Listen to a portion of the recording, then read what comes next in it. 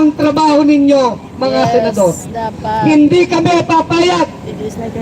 At pag hindi nagustuhan ng taong bayan ang desisyon nyo sa Hunyo 11, pag pinagtakpan nyo ang katotohanan, pag pinagkait nyo sa taong bayan ang mga bagay na nais nilang makita sa ngalan ng transparency at accountability, hindi na sa Senado ang laban. Hindi natin alam. Mula Senado, papuntang EDSA! Yes! Nako! Damay ang Huwag kulay nyo kaming subukan. Masisira ang mga political career nyo. Huwag nyo kaming subukan ng taong bayan. Tama. No? Naulit na po yan sa kasaysayan. Nagkaroon na tayo ng EDSA People Power 1. EDSA People Power 2. Dahil dun sa hindi pinuksan ang second envelope ng impeachment trial ni dating Pangulong Erap Estrada. Damay. Nung ipinagkait sa tao ang laman ng envelope, ang kasunod ay EDSA People Power. So, hindi ito pagbabanta, mga senador. Ito ay sinasabi namin, ayusin nyo ang trabaho nyo. Maraming salamat po. Yes. Sara Duterte! Convict Sara now! Pamilyang Duterte! Panagutin! Magnanakaw na Duterte!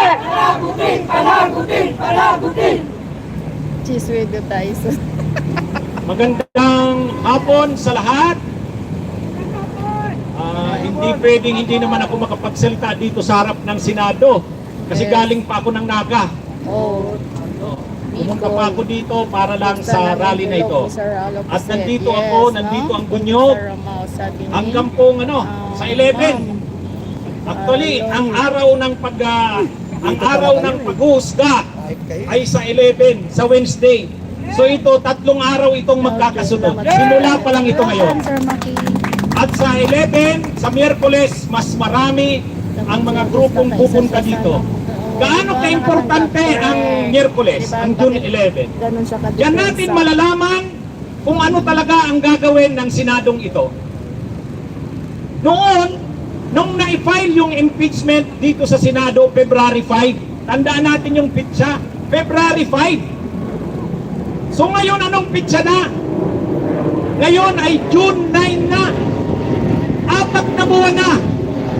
So para kay Chis Escudero, mula nang nakarating sa kanila, sa pangunguna niya, February 5, June 9 na, 4th month na, 4 na buwan na.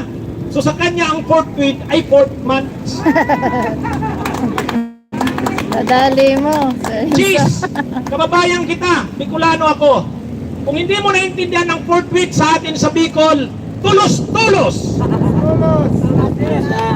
Yan ha. Sa Tagalog, agad-agad. Yan ang malinaw na translation niyan. Ng 4th week. Sa English, immediately. Kung ano-ano pang palusot ni Chis Escudero. Ha? Para madali nang maintindihan. Bicol, Chis, Bicol. Kahit naman Sorsogon ka, Naga City ako, pareho lang yan. Tulos-tulos. Ha? Kaya malinaw yan. Ang nakalagay sa konstitusyon natin, ganito. Kapag ang Kamara may na-file na impeachment complaint at ang Kamara ay nakakuha ng 1/3 ng mga boto ng mga kongresista at i-endorse nila ito sa Senado bilang resolution of impeachment, ang resolution na yan ng impeachment ay magiging articles of impeachment. Malinaw yon. At kapag matanggap ng Senado ang articles of impeachment, trial shall proceed forthwith.